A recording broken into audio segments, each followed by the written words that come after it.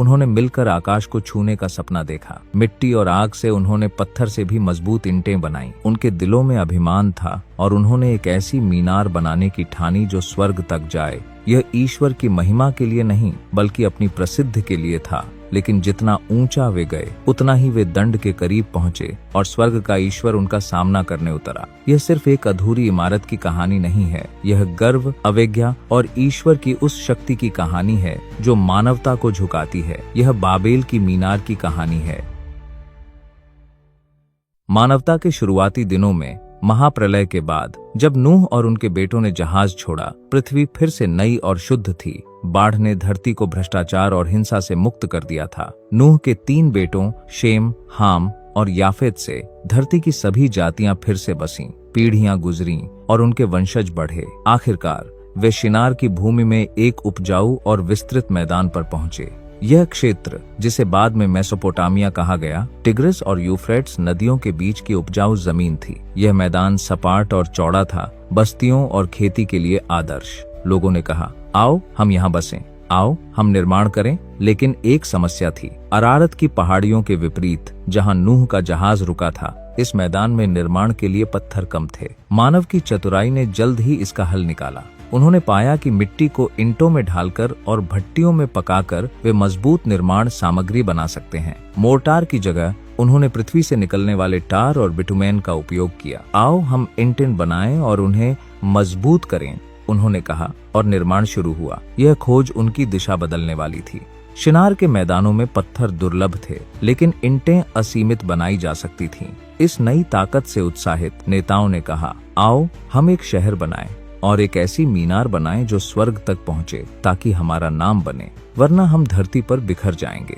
यहीं उनका पाप उजागर हुआ। उनकी एकता उनकी शक्ति थी, उनकी महत्वाकांक्षा उनका प्रेरक थी। उनका उद्देश्य सिर्फ जीवित रहना या नया करना नहीं था, यह गर्व था। वे अपनी प्रसिद्धि चाहते थे, एक ऐसी विरासत जो उन्हें ईश्वर के समान स्वर्ग में स्थापित करे। उन्हें बिखरने का डर था। ईश्वर जो मानवता को धरती पर फैलने का आदेश दिया था, उन्होंने विद्रोह में ईश्वर से अलग सुरक्षा, महानता और पहचान की खोज की। यह बाढ़ के बाद मानवता का पहला सामूहिक विद्रोह था, जहां पहले व्यक्तिगत पाप हुए थे, जैसे कैन का हाबिल के प्रति, नूह के समय के हिंसक लोग। अब सारी मानवता ईश्वर के खिलाफ एकजुट हुई। शहर और मीनार सिर्फ इमारतें नहीं थीं, वे मानव अहंकार के प्रतीक थे। ईश्वर को हटाकर मनुष्य को सर्वोच्च बनाने की कोशिश, और इस तरह इंट दर इंट उनका विद्रोह शुरू हुआ।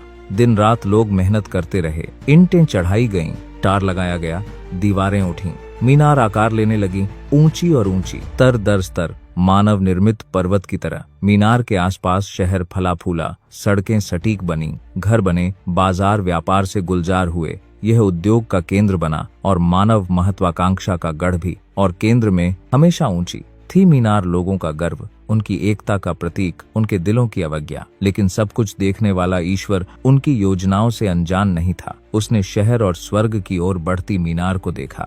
बाइबल कहता है, प्रभु को शहर और मीनार को देखने के लिए उतरना पड़ा जिसे मनुष्यों ने बनाया था। यह कथन गहरा व्यंग्य है। लोग सोचते थे कि उनकी मीनार स्वर्ग तक पहुंच जाएगी, फिर भी ईश्वर को इसे देखने के लिए नीचे उतरना पड़ा। अर्थात उनकी सबसे बड़ी कोशिशें भी उसकी महिमा के सामने कुछ नहीं थीं। और ईश्वर ने कहा, देखो, वे एक ही लोग हैं, एक ही भाषा बोलते हैं। यह तो बस उनकी शुरुआत है। उनकी योजनाओं में कुछ भी असंभव नहीं होगा। आओ हम उनकी भाषा को भ्रमित करें ताकि वे एक दूसरे को न समझ सकें। यह डर नहीं था कि मानवता ईश्वर की शक्ति को चुनौती दे रहे थे, बल्कि यह न्याय और बुद्धि थी। यह समझ थी कि उनकी गर्वीली एकता में उनके पाप और विद्रोह की कोई सीमा नहीं होगी। एक ही भाषा और सामूहिक महत्वाकांक्षा के साथ उनका भ्रष्टाचार अनियंत्रित फैलता। उनकी भलाई और अपनी योजनाओं के लिए ईश्वर ने अधिकार के साथ कार्य किया। एक क्षण में दुनिया का क्रम बदल गया। मीनार, शहर, मेहनती कार्यबल सब रुक गया, जैसे समय ठहर गया हो। एक ने ईंटों के लिए पुकारा, लेकिन दूसरा भ्रम में सिर हिलाने लगा। किसी ने टार मांगा, लेकिन कोई नहीं समझा।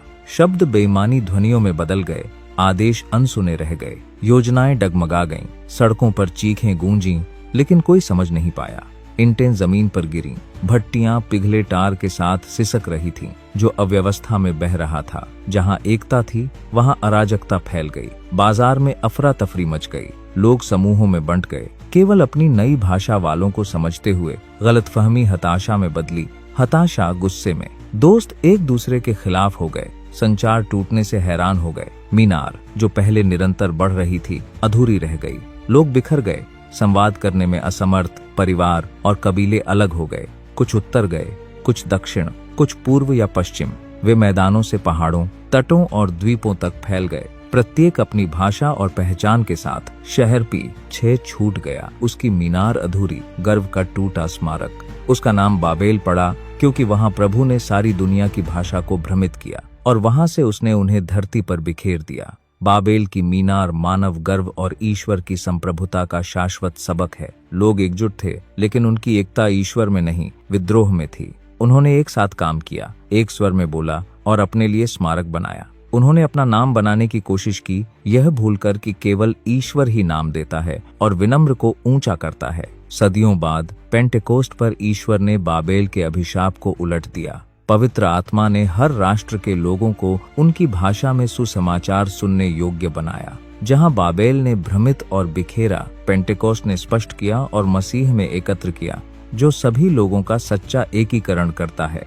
बाबेल की कहानी सिर्फ पुरानी कथा नहीं है, यह हर युग का दर्पण है। आज भी मानवता प्रौद्योगिकी, धन या महत्वाकांक्षा से गर्व की मीनारें बनाती है, ईश्वर से अलग पहचान और सुरक्षा ढूंढते हैं। लेकिन अधूरी मीनार हमें सिखाती है कि केवल मसीह में सच्चा उद्देश्य, एकता और नाम है। उनके बिना हम कुछ भी शाश्वत नहीं हासिल करते। ईश्वर की स्वीकृति के बिना हमारे प्रयास व्यर्थ हैं।